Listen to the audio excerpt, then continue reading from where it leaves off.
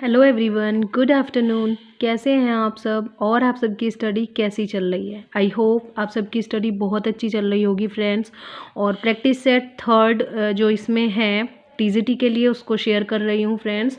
तो चलिए देखते हैं। Question number first is uneasy lies the head that wears a crown, the figures of speech is. इस line में फिगर ऑफ स्पीच क्या होगा फ्रेंड्स? तो इस लाइन में फिगर ऑफ स्पीच होगा सिनेक्डॉग। सिनेक्डॉग वहाँ पर होता है जहाँ पूरे के लिए हाफ या पीस कुछ यूज़ किया जाता है, कुछ एक वर्ड यूज़ किया जाता है। जैसे क्राउन यहाँ पर यूज़ किया गया है पूरे साम्राज्य के लिए, पूरे राज्य के जो रिस्पॉन्सिबिलिटीज़ हैं उनके लिए क्राउन यूज़ किया गया है यहाँ पर। तो यहाँ पर फिगर ऑफ स्पीच होगा सिनेक्डॉग। जैसे हम यूज़ कर लेते हैं टीम्स के लिए भी कि आज इंडिया और इंग्लैंड का मैच है, जबकि खेलती तो टीमें ही हैं लेकिन वहाँ पर यूज़ किया जाता है कंट्री नेम, तो उसमें भी सिनेक्डॉग ही होता है फ्रेंड्स। नेक्स्ट है man is entirely different fill up other animal in the utter helplessness of his babyhood, fill in the blank with the proper preposition। यहाँ पर preposition आएगा फ्रेंड्स from। different के साथ हमेशा from लगता है क्योंकि वो दूसरी चीज़ों से उसको अलग करता है, और from वहीं पर यूज़ किया जाता है जहाँ पर किसी चीज़ से अलग करने का सेंस होता है। तो यहाँ पर बन जाएगा man is entirely different from other animals in utter helplessness of his babyhood. Next है friends give every man thy ear but few thy voice, the figure of speech is. तो यहाँ पर पूछा गया है कि फिगर ऑफ स्पीच क्या है, कि सुनो सबकी बट फ्यू दाई वॉइस, सबकी सुनो लेकिन अपनी बातें वहाँ बोलो जहाँ उनकी वैल्यू हो। इसका हिंदी मीनिंग यही होगा।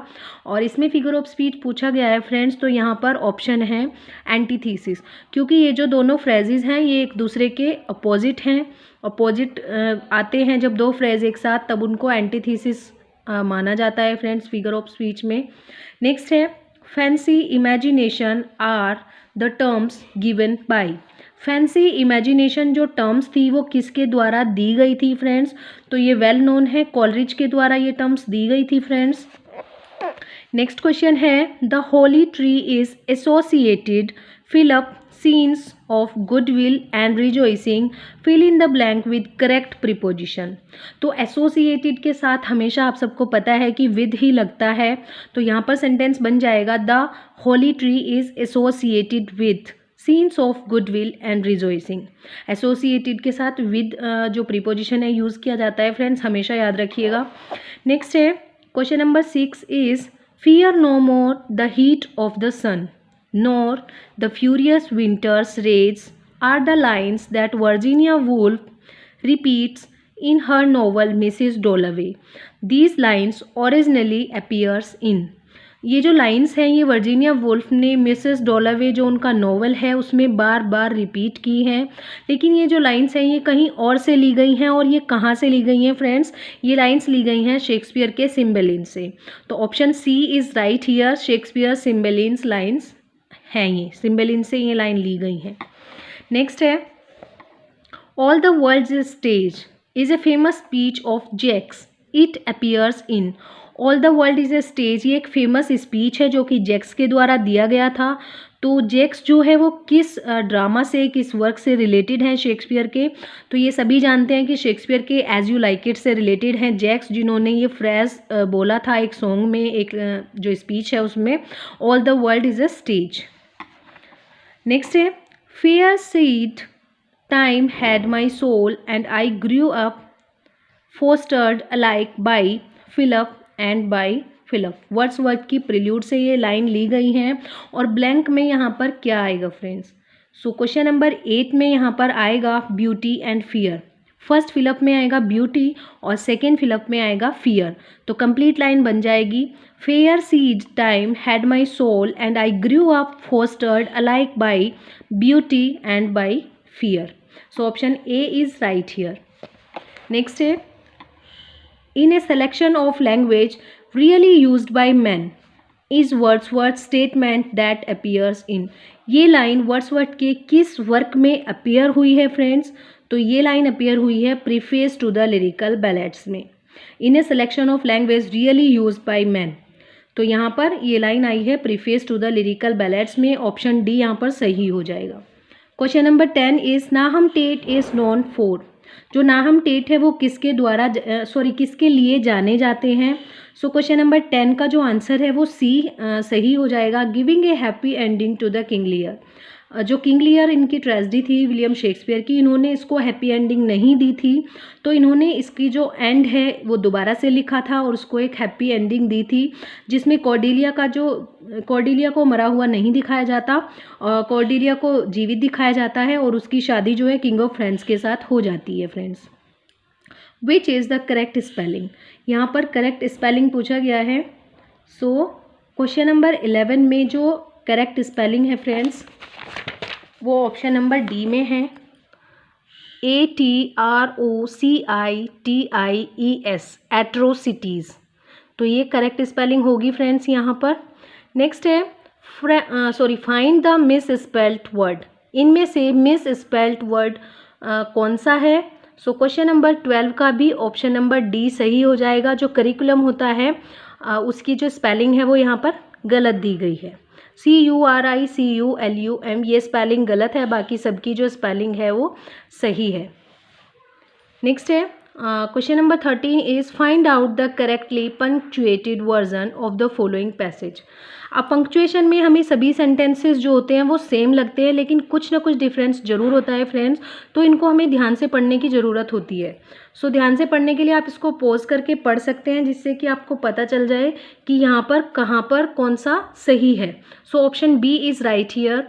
When I said that college was closed he said why and for how many days. तो ऑप्शन बी यहाँ पर सही होगा फ्रेंड्स, ये करेक्टली पंक्चुएटेड है। नेक्स्ट है besides a comma what is used to mark off a direct quotation. Comma के अलावा और किस मार्क को यूज़ किया जा सकता है डायरेक्ट कोटेशन को मार्क करने के लिए। तो यहाँ पर option A is right. Colon भी यूज़ किया जाता है फ्रेंड्स, जो कोटेशंस हैं उनको मार्क करने के लिए कोलोन भी हम यूज़ कर सकते हैं। नेक्स्ट है find out the correct narration of the following indirect speech. He bade me good bye. तो यहाँ पर इसका इनडायरेक्ट स्पीच बनाना है, he bade me good bye. ये इनडायरेक्ट है, इसका डायरेक्ट बनाना है। तो देखते हैं कौन सा यहाँ पर सही होगा friends. He said to me good bye. तो यहाँ पर इसका ये सही हो जाएगा, he said to me good bye. Next है transmutation is the opposite of. Transmutation जो वर्ड होता है वो किसका अपोजिट होता है फ्रेंड्स। तो ये होता है परपेचुएशन का opposite word. Having womanly traits is known as. किसी के अंदर जो वुमेनली ट्रेट्स होते हैं मीन्स महिलाओं वाले जो गुण होते हैं उनमें किसी पुरुष के अंदर अगर होते हैं तो उसको क्या बोलते हैं फ्रेंड्स। तो उसको बोलते हैं effeminate. Option B is right here, effeminate. Choose the correct spelling. यहाँ पर कोरबोरेट की स्पेलिंग करेक्ट हमें चूज़ करनी है। तो option D is right here, जहाँ पर डबल आर होगा ये करेक्ट स्पेलिंग होगी, CORROBORATE। ये करेक्ट स्पेलिंग है friends. The correct antonym of tyro is. Tyro का करेक्ट एंटोनिम क्या होगा। टायरो होता है फ्रेंड्स नौसिखिया, नोवाइस, जो कि नया नया किसी चीज़ को सीखता है या सीखना शुरू करता है फ्रेंड्स। तो यहाँ पर इसका एंटोनिम होगा वर्टियोसो, जो कि निपुण होता है किसी वर्क में, किसी काम को करने में दक्ष होता है। नेक्स्ट है change the following into an indirect statement and indicate the correct one. इसका इनडायरेक्ट बनाना है फ्रेंड्स यहाँ पर। तो कौन सा सही होगा। She said let us sing together. इसका सही ऑप्शन क्या होगा फ्रेंड्स। सही ऑप्शन होगा A, she propose that they should sing together. शी proposed that they should sing together। लेट के जो क्वेश्चंस होते हैं यहाँ पर, लेट के जो सेंटेंसेस होते हैं डायरेक्ट इनडायरेक्ट में, उनको चेंज करके proposed लिख दिया जाता है। तो यहाँ पर propose के द्वारा बनाया जाएगा।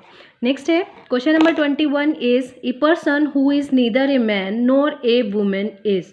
तो जो कोई आदमी ना तो मैन हो, ना तो मेल हो, ना ही फीमेल हो, तो उसको क्या बोलते हैं फ्रेंड्स। उसको बोलते हैं enough. A major criminal act is known as.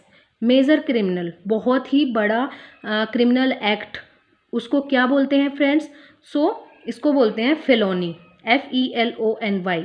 Option A is right here. One who is greedy, जो कोई ग्रीडी होता है, लालची होता है, उसको क्या बोलते हैं फ्रेंड्स? उसको बोलते हैं avaricious. AVARICIOUS, avaricious. A final crushing defeat becomes, एक फाइनल डिफीट, एक बहुत ही बुरे तरीके से जो हार होती है उसको क्या बोलते हैं फ्रेंड्स? ये फ्रेज है और इसको क्या बोलते हैं? क्वेश्चन नंबर 24 में आ जाएगा वाटरलू. तो इसको एक फ्रेज में, एक वर्ड में अगर हम बताएंगे, फाइनल क्रशिंग डिफीट, फाइनली बुरे तरीके से हार जाना, उसको बोलते हैं वाटरलू. जैसे वाटरलू का युद्ध हुआ था जिसमें बुरी तरीके से हार हुई थी, तो उसी तरीके से यहाँ पर इसको बोलते हैं. नेक्स्ट है question number 25 is creative activity, writing or picture or films et cetera of no literary or artistic value other than to stimulate sexual desire. तो कुछ ऐसी क्रिएटिव एक्टिविटी जिसमें कोई आर्टिस्टिक वैल्यू नहीं होती, कोई लिटरेरी वैल्यू नहीं होती, ओनली सेक्सुअल डिज़ायर को स्टिमुलेट करने के लिए यूज़ की जाती है, तो उसको क्या बोलते हैं फ्रेंड्स? उसको बोलते हैं पोर्नोग्राफी. नेक्स्ट है What word do we use for a person who is morbidly concerned with his health? कोई इंसान जो अपनी हेल्थ को लेकर बहुत ज़्यादा कंसर्न रहता है फ्रेंड्स, उसको क्या बोलते हैं? उसको बोलते हैं वैलिट्यूडिनेरियन. VALETUDINARIAN, हेल्थ कॉन्शियस एक तरीके से उसको बोल सकते हैं वैलिट्यूडिनेरियन. तो इसको बोलते हैं अपनी सेहत के लिए बहुत ज़्यादा कंसर्न होना, बहुत ज़्यादा ध्यान रखना. The fourth estate is, fourth estate क्या होता है friends? Question number 27, answer is D, the press. Press को फोर्थ एस्टेट बोला जाता है friends. This to smell a rat is, to smell a rat is क्या है? इस फ्रेज का मतलब क्या है फ्रेंड्स? टू बी सस्पिशियस, किसी चीज़ पर शक होना, संदेह होना किसी के बारे में. Convert the following into superlative degree. Very few games are so popular as cricket, कि कुछ ही गेम ऐसे हैं जो क्रिकेट के जैसे पॉपुलर हैं, तो हमें यहाँ पर सुपरलेटिव डिग्री में बनाना है इसको. So option C is right here. Cricket is one of the most popular games, one of the most popular games. तो यहाँ पर सुपरलेटिव डिग्री का यही है कि ये सबसे बेस्ट है, बाकी सब गलत हैं. Convert the following into simple sentence. He soon forgot to loss which he had sustained. तो इसको हमें क्या करना है? सिंपल सेंटेंस में चेंज करना है फ्रेंड्स. क्वेश्चन नंबर 30 के लिए ऑप्शन सी सही हो जाएगा. He soon forgot his loss, वह जल्दी ही अपने लॉस को भूल जाता है. Combine the following sentences into one. She is ill, she has light fever. तो इन दोनों सेंटेंसेस को एक में कंबाइन करना है फ्रेंड्स. तो यहाँ पर सही सेंटेंस हो जाएगा option B, she is ill with light fever. तो कंबाइन हो जाएगा विद के साथ. Fill in the blank. Boy was excused, so each, यहाँ पर आ जाएगा each boy was excused. Next है he is an author and publisher. The correct choice to fill in the blank is he is an author and publisher. तो वो author भी है और पब्लिशर भी है, तो ब्लैंक में क्या आएगा friends? For question number 33 option B is right here. To, भी के लिए यहाँ पर आएगा कि वो एक ऑथर है और पब्लिशर भी है. नेक्स्ट है mark the part which contains an error. If there is no error mark D as your choice. Our new neighbour had been living in America since 10 years before moving to their present house. No error. For question number 34 option B is right here. यहाँ पर क्या है? B में कुछ error है. Our new neighbor had been living in America since 10 years. तो यहाँ पर जो 10 years है वो पीरियड ऑफ टाइम है, सॉरी ड्यूरेशन ऑफ टाइम है, तो उसके लिए यहाँ पर आएगा 4. ठीक है ना फ्रेंड्स. नेक्स्ट है change the voice. I expected to finish the work in time. इसकी वॉइस हमको चेंज करनी है, तो यहाँ पर करेक्ट आंसर हो जाएगा I expected the work to be finished in time. I expected the work to be finished in time. तो ये इसका करेक्ट आंसर हो जाएगा. Change the voice. Again voice का ही क्वेश्चन है. It was expected by the Romans that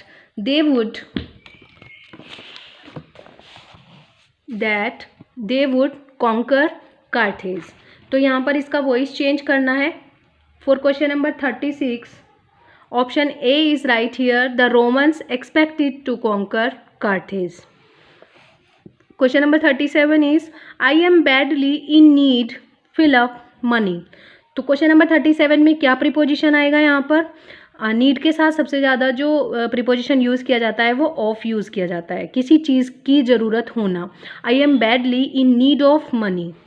he looks at me suspicion from at with in.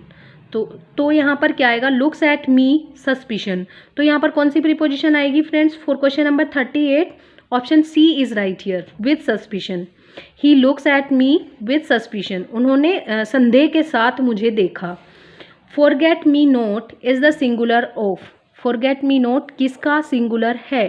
For question number 39 option A is right here, forget me notes.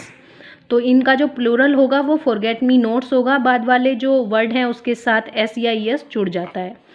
Fill in the blank with the suitable verb. He fill up his application when he heard he had not got the necessary certificates. For question number 40 option B is right here, withdrew। यहाँ पर past form आ जाएगी withdrew। He withdrew his application when he heard that he had not got the necessary certificates। Next है strict adherence to excessive paper work and official formalities is known as. बहुत ही ज़्यादा official formalities करना और excessive paper work करना उसको क्या बोलते हैं फ्रेंड्स? तो उसको बोलते हैं रेड टेपीज़। ये एक फ्रेज है और इसको बोलते हैं रेड टेपीज़। नेक्स्ट है change the voice, nothing is known to you. For question number 42 option A is right here, you do not know nothing. तो यहाँ पर वॉइस चेंज करेंगे, option A is right here, you do not know anything, sorry। pressurized happiness is the example of। pressurized happiness किसका example है? तो यहाँ पर देखने से ही पता चल रहा है कि ये ट्रांसफर्ड एपिथेट का एग्जाम्पल है। जो प्रेशराइज्ड है वो हैप्पीनेस के लिए यूज़ किया गया है, तो ये ट्रांसफर्ड एपिथेट है जो जिसके लिए एपिथेट होता है उसके लिए यूज़ नहीं किया जाता, क्योंकि हैप्पीनेस जो होती है वो प्रेशराइज नहीं की जा सकती। जो ह्यूमन होते हैं उनको प्रेशराइज किया जा सकता है। यहाँ पर हैप्पीनेस के साथ लगाया है, एब्स्ट्रैक्ट वर्ड है, इसके साथ प्रेशराइज लगाया है, तो ये ट्रांसफर्ड एपिथेट का एग्जाम्पल है friends. It is the use of words, it pronunciation imitates the sound and very word describes it is. For question number 44 is option C is right here, onomatopoeia. ये words का use किया जाता है और इसकी जो pronunciation होती है वो साउंड से रिलेटेड होती है। जो वर्ड होते हैं वो साउंड को डिस्क्राइब करते हैं, तो उसको बोलते हैं ओनोमैटोपोइया। ये एक फिगर ऑफ स्पीच है। Question number 45 is Robert Frost defined free verse as. Robert Frost ने फ्री वर्स को क्या बोला है? For question number 45 option C is right here, playing tennis without a net. जैसे कि बिना नेट के टेनिस प्ले करना, उसी तरीके से फ्री वर्स को एग्जाम्पल दिया है, डिफाइन किया है रॉबर्ट फ्रॉस्ट ने। Match the following blank verse, unrhymed, iambic, pentameter, stanza, a division of a poem based on thought or form, verse, a unit of poetry such as a stanza or a line, genre, a literary type of form। तो यहाँ पर option हो जाएगा for 46 option A is right here, all are correct. तो blank verse की भी जो definition है वो सही है, स्टैंजा के लिए भी सही है, वर्स के लिए भी सही है और जॉनर के लिए भी सही है। For question number 47 point of view is. For question number 47 option B is right here, the vantage point from which the writer tells the story. जिस पॉइंट ऑफ व्यू से, जिस व्यू से राइटर स्टोरी टेल करते हैं, सुनाते हैं या लिखते हैं, उसको बोलते हैं point of view. For question number 48 Midnight's Children, Grimus Shame, the Satanic Verses, the Moor's Last Sigh and Shalimar, the Clown are the novels of. ये सब किसके नॉवेल्स हैं friends?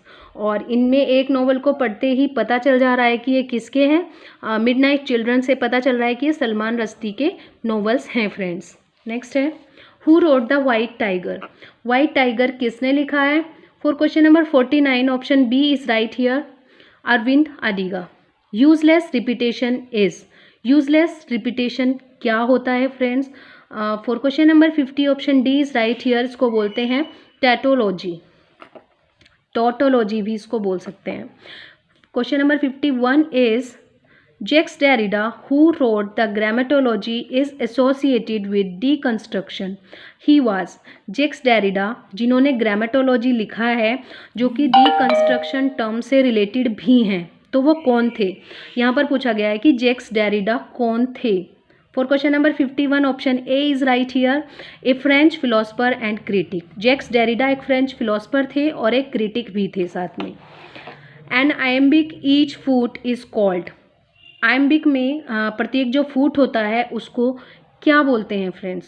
For question number 52 option D is right here, उसको बोलते हैं iambus, IMBUS, iambus. Question number 53 is mood is, mood क्या होता है friends? Option C is right here, an atmosphere created by a writer's diction and details selected. Writers के द्वारा select किया गया जो डिक्शन होता है, जो लैंग्वेज होता है और जो प्लॉट होता है, उसके द्वारा जो एटमॉस्फेयर और जो इमोशंस अराइज होते हैं उसको बोलते हैं friends mood. Allusion is, question number 54, allusion is option C is right here, an indirect reference to something, किसी चीज़ को इनडायरेक्टली रेफर करना और उस चीज़ से उसका कनेक्शन बताना। Question number 55 is one should eat to live, not live to eat, and ask not what your country can do for you, ask what you can do for your country are the examples of. जहाँ दो phrases एकदम से repeat होते हैं और वापस से turn हो जाते हैं, मीन्स रिवर्स हो जाते हैं, उल्टे हो जाते हैं, तब वहाँ पर जो एग्जाम्पल्स होते हैं वो क्यासमस उसको बोला जाता है फ्रेंड्स। तो ये होता है क्यासमस, इस टर्म को बोलते हैं क्यासमस। डिन्यूमेंट इज, डिन्यूमेंट क्या होता है friends? For question number 56 option A is right here, resolution. ठीक है फ्रेंड्स, नेक्स्ट है a piece of writing which, जो डिन्यूमेंट होता है फ्रेंड्स वो किसी कॉमेडी का एंड होता है, उसको बोला जाता है। A piece of writing which represent a character inner thoughts is known as, एक ऐसी राइटिंग, एक ऐसा स्पीच जो कि कैरेक्टर के इनर थॉट्स को प्रेजेंट करता है, उसको क्या बोलते हैं? For question number 57 option A is right here, interior monologue, तो उसको बोलते हैं friends interior monologue. Question number 58 is the term discourse is concerned with, जो टर्म डिस्कोर्स है वो किसके साथ कंसर्न है, किसके साथ जुड़ी हुई है? तो इसको ये जो कंसर्न है ये है माइकल फोकल्ट के द्वारा, इनके द्वारा ये टर्म जो है दी गई थी friends. Question number 59 is who wrote 6 characters in search of an author, ये जो वर्क है 6 characters in search of an author is, ये किसके द्वारा लिखा गया है फ्रेंड्स? तो ये लिखा गया है लुइगी पिरांडेलो, इन राइटर के द्वारा लिखा गया है। Question number 60 is bildungsroman is a novel which deals with, bildungsroman एक ऐसा नोवेल होता है जो डील करता है वन पर्सन्स फॉर्मेटिव ईयर्स, किसी के बर्थ से लेकर मेच्योरिटी तक के जो ईयर्स होते हैं उसकी पूरी जर्नी को शेयर करता है friends. So option A is right here. Question number 61 is Adamov, Beckett, Janet, Leonceco and Pinter are associated with, ये जो राइटर्स हैं ये किससे एसोसिएटेड हैं फ्रेंड्स? तो ये एसोसिएटेड हैं थिएटर ऑफ द एब्सर्ड से, ये writers theatre of the absurd से रिलेटेड हैं। Question number 62 is Martin Esslin coined the phrase, Martin Esslin ने कौन सा फ्रेज कॉइन किया था friends? So option D is right here, theatre of the absurd ही इन्होंने कॉइन किया था।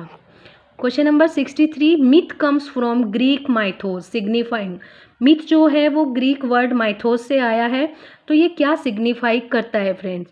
ये सिग्निफाई करता है ए स्टोरी, प्लॉट, ट्रू और इन्वेंटेड, कोई भी एक स्टोरी, कोई भी एक प्लॉट जो कि या तो सच हो सकता है या फिर एक कहानी, एक इन्वेंशन ओनली हो सकता है। Question number 64 is it is a Marxist and communist propaganda using the theatre form, it is, ये एक मार्क्सिस्ट और कम्युनिस्ट प्रोपेगेंडा है थिएटर फॉर्म को यूज़ करने का, तो इसको क्या बोलते हैं फ्रेंड्स? क्वेश्चन नंबर 64 के लिए option C is right here, agitprop theatre, तो इसको बोलते हैं agitprop theatre. Question number 65 is who gave the neuromotor concept of poetry. Poetry का न्यूरोमोटो कॉन्सेप्ट किसने दिया था friends? So option A is right here, I.A. Richard ने ये कॉन्सेप्ट दिया था friends. Question number 66 is here are the 5 quotes of the critics about Shakespeare. कुछ critics के कोट्स यहाँ पर दिए गए हैं शेक्सपियर के बारे में, तो हमें यहाँ पर सही और गलत आई थिंक बताना होगा। For question number 66, not of an age but for all time, ये बेन जॉनसन ने कहा था। स्वीटेस्ट शेक्सपियर फैंसीज चाइल्ड, ये मिल्टन ने कहा था। आवर मेरियाट माइंडेड शेक्सपियर, ये कॉलरिज ने कहा था। He is a universal poet, ये लॉन्ग ने कहा था। मेलिफिलियस शेक्सपियर, ये थॉमस हेवुड ने कहा था। और विच इसमें पूछा गया है which of the following pair are correctly matched. यहाँ पर करेक्टली मैच्ड पूछा गया है कि इसमें करेक्ट कौन है। तो friends 1, 2, 3, 4 and 5 all are correctly matched here. एक बार और देख लेंगे। Not of an age but for all time, ये बेन जॉनसन ने कहा था। स्वीटेस्ट शेक्सपियर फैंसीज चाइल्ड, ये मिल्टन ने कहा था। आवर मिराड माइंडेड शेक्सपियर, ये कॉलरिज ने कहा था। He is a universal poet, ये लॉन्ग ने कहा था। मेलिफिलियस शेक्सपियर, ये थॉमस हेवुड ने कहा था फ्रेंड्स। क्वेश्चन नंबर 67, 66 तक ही रखते हैं, बहुत ही लेंदी वीडियो हो जाएगा। जो हाफ पार्ट है वो नेक्स्ट वीडियो में कंप्लीट करूँगी फ्रेंड्स। तो ये फर्स्ट पार्ट था प्रैक्टिस सेट नंबर 3 का। तो चलिए तब तक के लिए thank you so much and best of luck for your preparation friends.